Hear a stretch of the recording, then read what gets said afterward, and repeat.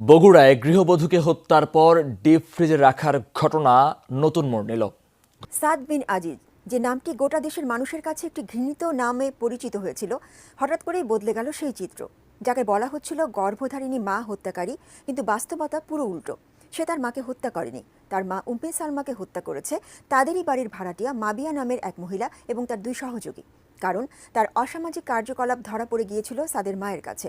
Police জানিয়েছে সাদ বিন আজিজ নয়, এই হত্যার মাস্টারমাইন্ড মাবিয়া এবং তার দুই সহযোগী। তাদের তদন্তে এই হত্যাকাণ্ডের সাথে জড়িত থাকার কোনো রকম আলামত বা কোনো সাক্ষ্য প্রমাণই তাদের এগেনস্টে পাওয়া যায় না। সুধী দর্শক, আসসালামু আলাইকুম। বগুড়ায় মা হত্যার ঘটনাটি সারা দেশে চাঞ্চল্যকর ও নিকৃষ্টতম ঘটনা হিসেবে শোনা গেছিল, কিন্তু সেই ঘটনাটি এখন মোড় নিল অন্য ঘটনায়। দর্শক, পুরো ঘটনাটি আমাদের এই প্রতিবেদনে থাকবে।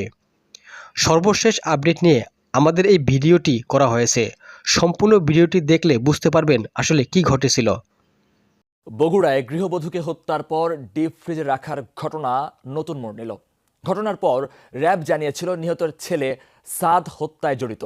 তাকে রিমান্ডে নিয়ে পুলিশ দিয়েছে ভিন্ন তথ্য। বলা হচ্ছে ছেলে নয়, বরং বাড়ির ভাড়াটিয়ারা ঘটিয়েছে হত্যাকাণ্ড। দুপচাঁচিয়ার জয়পুরপাড়ায় নিজ বাড়িতে হত্যার পর সালমার মরদেহ ডিপ ফ্রিজে রেখে যায় খুনিরা। পরদিন স্বামী আজিজুর রহমান এবং ছোট ছেলেকে আটক করে র্যাব।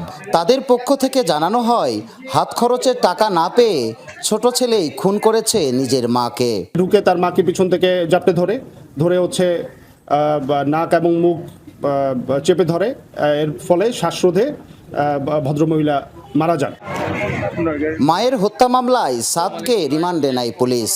তবে তদন্তের এক পর্যায়ে পুলিশ বলছে হত্যাকাণ্ডের সঙ্গে সাদের জড়িতের প্রমাণ মেলেনি।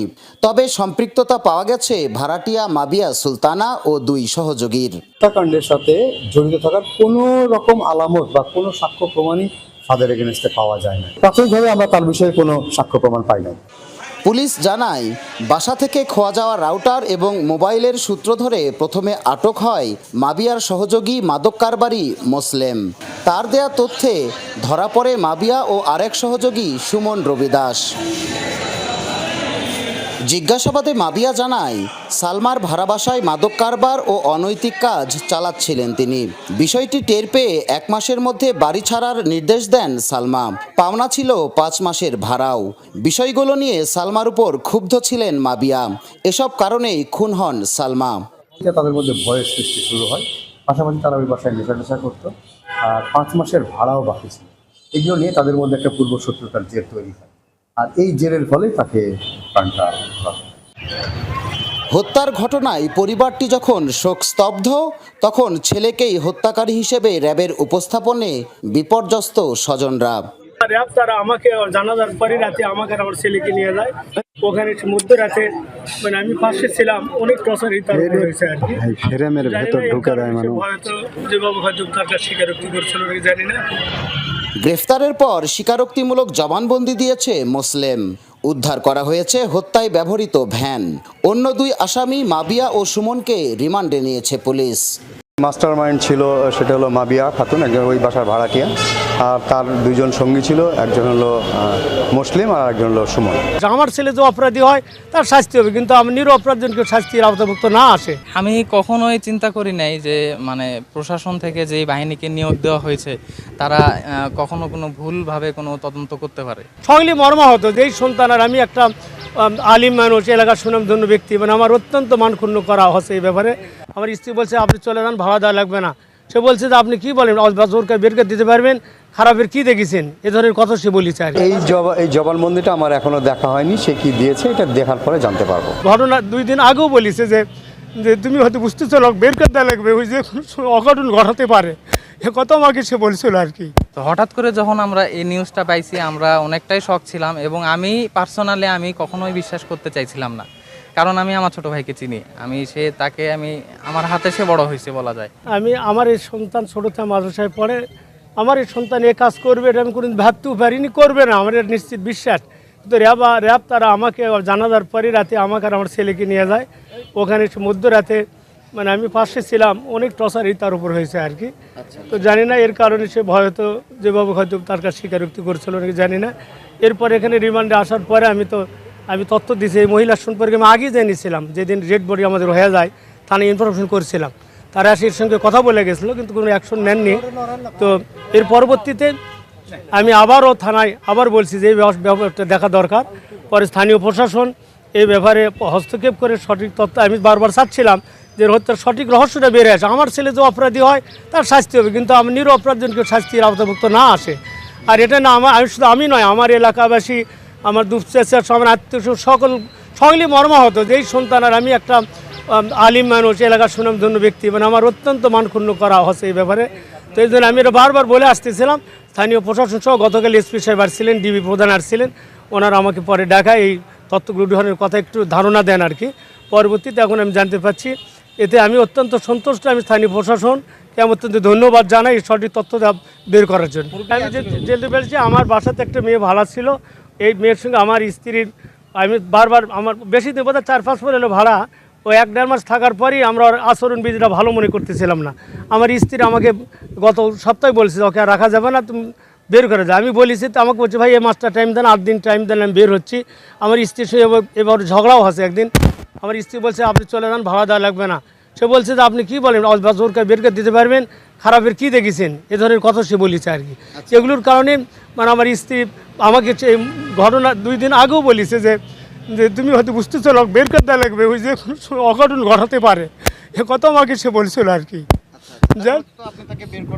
যে উদ্যোগ নিচ্ছে, কিন্তু এর মধ্যে ঘটনা ঘটলে এখন তো বের করে দিলে হয়তো আমার দোষ হবে, এই জন্য বের করে দিতে চাচ্ছে। অপেক্ষা করতেছিলাম যে আল্লাহর কাছে বলতেছিলাম আল্লাহ আসল রহস্যটা বের করে দেখ আর কি। এর মধ্যে তো আসল রহস্য বেড়ে আসলো। ওর সঙ্গে আরও 2টা ছেলে, আমি যতটুকু জানিছি তারাই মানে আমার স্ত্রীকে প্রথমে স্প্রে করেছে নাকে, স্প্রে। ওই মেয়েটা আগে ঢুকেছে, মেয়েকে আগে ঢোকার পর আমার স্ত্রী তরকারি করতেছিল, তার সাথে কথা বলছে, ভাবি ভাড়া দিচ্ছে, কোনো সময় অনেক খোঁজ গল্প করতে লাগিছে। আর দরজা তখন খোলা ছিল, ও 2টা লোক ওপরে রাখিছে। তখন সময় মোতাবেক ওই 2টা ছেলে চলে আসছে ভিতরে। আসার পরে স্প্রে দিছে আমার লাকে, স্প্রে দিলে আমার স্ত্রী অজ্ঞান হয়ে যায়। তখন পিছনে হাত বাঁধা, ওই অবস্থায় মানে জীবন যায়নি, এই অবস্থা থেকে ফ্রিজে রাখিছে। এতটুকু আমি থানার মারফতে জানতে পেরেছি আর কি। এটার জন্য আমরা নিন্দা জানাই, তীব্র নিন্দা জানাই। বিচার বা অভিযোগের ব্যাপারে আমি নিজে চিন্তা করে আমি সিদ্ধান্ত নেব আর কি। এখন আমি তাদের এটার কারণে অত্যন্ত তীব্র নিন্দা জানাচ্ছি যে এরকম আমরা কোনোদিন কামনা করি যে আমাদের দেশের যা দায়িত্বশীল, রাষ্ট্রের দায়িত্বশীল এরকম কাজ করবে। আমি তীব্র নিন্দা ক্ষোভ জানাচ্ছি এবং এ ব্যাপারে ব্যবস্থা নেব কিনা এটা অবশ্য আমার 2জন মুরব্বী আছে, আমরা পরামর্শ করে, আইনকুল পরামর্শ করে আমরা চিন্তা ভাবনা করব। আমি কখনোই চিন্তা করি নাই যে মানে প্রশাসন থেকে যে বাহিনীকে নিয়োগ দেওয়া হয়েছে তারা কখনো কোনো ভুলভাবে কোনো তদন্ত করতে পারে। তবে আমি শুরু থেকে চাইছিলাম যে যদি আমার ভাইও হয়ে থাকে যদি খুনি, সেও যাতে সঠিক তদন্তের মাধ্যমে যাতে বের হয়, বা যদি অন্য কেউ থেকে থাকে সেটাও যাতে সঠিক তদন্তের মাধ্যমে সামনে আসে। তো হঠাৎ করে যখন আমরা এই নিউজটা পাইছি আমরা অনেকটাই শক ছিলাম, এবং আমি পার্সোনালি আমি কখনোই বিশ্বাস করতে চাইছিলাম না, কারণ আমি আমার ছোট ভাইকে চিনি, তাকে আমার হাতে সে বড় হয়েছে বলা যায়। তো আমি তখন মোটামুটি একটু শকে ছিলাম এবং কনফিউশনের ভিতরে ছিলাম যে এরকম মানে দেশের এত একটা মানে বিশ্বাসের একটা জায়গার বাহিনী বা ব্যাটালিয়ন, তারা এমন একটা নিউজ মানে ছড়াচ্ছে যখন, তো তারা এখন কিসের ভিত্তিতে এটা ছড়াচ্ছে। তো তারপরে আমরাও যখন খোঁজ খবর নিয়েছিলাম, তো তখন আমরা নিজেরাও আন্দাজে ছিল আমাদের যে ঘটনা আশেপাশে ঘটতেছে, সিসি ক্যামেরার ফুটেজ, তো সেগুলা হিসাবে আমার ভাই এটা করতে পারে না। তখন থেকে আমি নিজে আমার পরিবারকে চেষ্টা করেছি আশ্বস্ত রাখার জন্যে যে অপেক্ষা করেন, বা যতজনই আমাকে নক দিয়েছে বা ফোন দিয়েছে আমি সবাইকেই বলেছি যে একটু ধৈর্য ধরে অপেক্ষা করেন। আমি নিজেও ধৈর্য ধরে আছি, কারণ সব কিছু প্রমাণ তো সামনে অবশ্যই আসবে, সত্য কখনো চাপা থাকে না। আমরা গতকালকে অভিযান পরিচালনা করে 3 জন আসামিকে ধৃত করেছি। তাদের মধ্যে একজন স্বীকারোক্তিমূলক জবানবন্দি বিজ্ঞ আদালতে প্রদান করেছে, আর 2 জনের বিষয়ে আমরা রিমান্ডের আবেদন করেছিলাম। তদন্তে এই হত্যাকাণ্ডের সাথে জড়িত থাকার কোনো রকম আলামত বা কোনো সাক্ষ্য প্রমাণই তাদের এগেনস্টে পাওয়া যায় না। এসে 8:40-এ ঢুকতেছে আর 1:15-তে বেরোচ্ছে, নামাজ পড়ে সে 1:56-তে বাসায় যায়। প্রাপ্তির পর থেকে আমরা তদন্তে নেমে যাই, আমরা তদন্ত করতেছি। সর্বশেষ গতকালকে আমরা এই তথ্যের ভিত্তিতে ডিসিস্টের যে ফোন ছিল 2টা, এই 2টা ফোনের এক লোকেশন ট্র্যাক করে ফেলি। তারপরে ওই লোকেশনের ভিত্তিতে আমরা একজনকে গ্রেপ্তার করে ফেলি। গ্রেপ্তার করে তাকে জিজ্ঞাসাবাদ যেভাবে তার কাছ থেকে আরেকটি ফোন উদ্ধার হয়। এরপরে ওর জিজ্ঞাসাবাদের মাধ্যমে এই প্রথমে ধৃত করি মুসলিমকে, তারপরে আমরা তার জিজ্ঞাসাবাদে সুমনকে গ্রেপ্তার করি। সুমনের পরে এই 2 জনের জিজ্ঞাসাবাদে গ্রেপ্তার করি হলো মাবিয়াকে।